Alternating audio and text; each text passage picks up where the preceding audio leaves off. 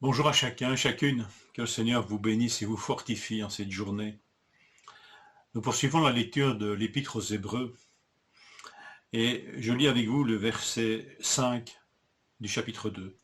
En effet, ce n'est pas l'autorité d'ange que Dieu a soumis le monde à venir dont nous parlons. Alors voilà, je prends ce verset bien sûr dans un raisonnement qui est en cours. Mais la question est posée, à qui donc Dieu a soumis le monde à venir? Et la réponse est assez extraordinaire, puisque l'auteur nous amène dans le psaume 8, versets 5 à 7, et il nous dit que, et il nous parle de celui à qui Dieu a soumis tout ce monde à venir. Et ça commence par cette question, qu'est-ce que l'homme pour que tu te souviennes de lui, ou le Fils de l'homme pour que tu prennes soin de lui? Tu l'as abaissé pour un peu de temps au-dessous des anges, tu l'as couronné de gloire et d'honneur, et tu lui as donné la domination sur tout ce que tu as fait, sur tout ce que tes mains ont fait. Tu as tout mis sous ses pieds.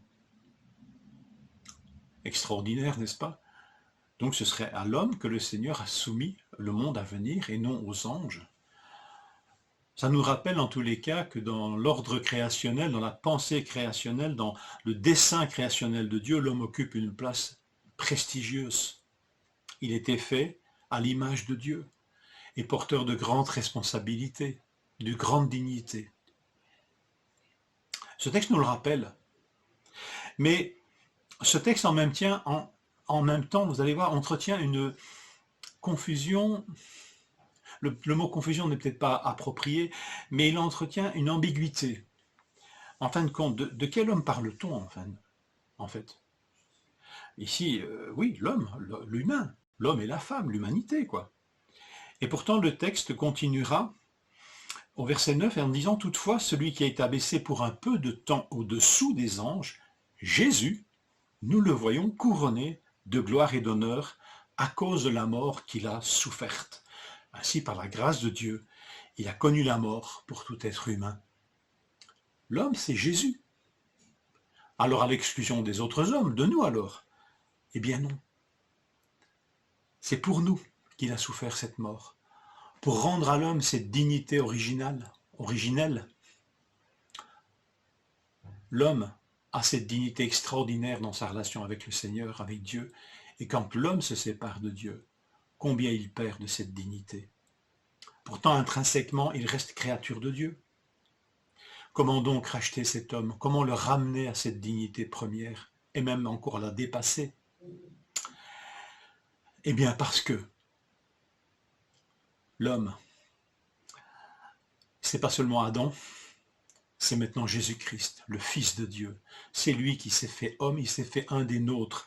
Lui dont on parle le chapitre 1, verset 1 et la suite d'Hébreux, c'est le Fils éternel, le Fils de Dieu, le premier-né de toute la création, par qui toutes choses ont été faites.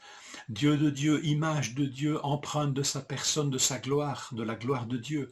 Voilà qui s'est fait homme, il s'est fait un des nôtres, et cette humanité, il l'a endossée, il l'a assumée, et il l'a portée par sa résurrection jusqu'auprès du Père dans l'éternité.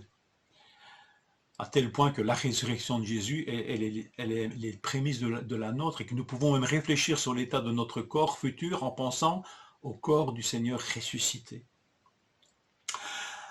Extraordinaire, n'est-ce pas? Alors, le Fils est devenu homme, et combien il est devenu proche de nous, à tel point qu'un texte comme le psaume ici cité, nous voyons presque Jésus, l'homme, par transparence dans ce texte. Nous voyons l'homme et en même temps nous voyons le Fils de l'homme, le Fils de Dieu devenu homme. Nous sommes vraiment hommes au travers de lui. Extraordinaire. Enfin, méditez sur ça, combien nous sommes appelés à une gloire éternelle, à une dignité incroyable, parce que le Fils de Dieu s'est fait homme, s'est rapproché de nous et a transformé cette humanité. Et nous en sommes bénéficiaires. Alors, c'est le médiateur, le Fils. Et c'est aussi le rôle que faisait jouer, que l'on a attribué aux anges dans le don de la loi de Moïse. On le dit ici, elle a été donnée par l'intermédiaire des anges. Ça renforçait encore son prestige. Non seulement elle a Dieu pour auteur, mais elle a été donnée par des médiateurs prestigieux, les anges. Que dire du salut? Le médiateur de ce salut, ce ne sont pas les anges, c'est Dieu lui-même en son Fils Jésus-Christ. Et je pourrais même dire, et par l'Esprit Saint aussi. Nous trouvons une formule trinitaire. Décidément, quand nos yeux s'ouvrent, nous voyons la Trinité pratiquement partout dans l'Écriture. Et le verset 3 et 4, comment échapperons-nous si nous négligeons un si grand salut? Ce salut annoncé d'abord par le Seigneur, Jésus, nous a été confirmé par ceux qui l'ont entendu. Dieu, le Père, a appuyé leur témoignage par des signes, des prodiges et divers miracles, ainsi que par les dons du Saint-Esprit distribués conformément à sa volonté. Le salut a sa source en Dieu, le Père, et le médiateur de ce salut, l'applicateur de ce salut, le médiateur Jésus-Christ, le Fils, l'applicateur, le Saint-Esprit, Dieu lui-même. Les médiations du salut, de la parole de Dieu, de la parole de l'Évangile, le Fils et l'Esprit Saint, Dieu de Dieu, Dieu lui-même. Alors tout est dit, et rendons-nous compte ce que nous lisons, ce que nous avons en lisant l'Évangile. Quel prestige devrait-il revêtir dans nos vies? Devrait-il, comment ne pas abonder en action de grâce pour un salut d'une telle beauté, d'une telle grandeur? Que le Seigneur nous touche en cette journée. Que le Seigneur vous bénisse.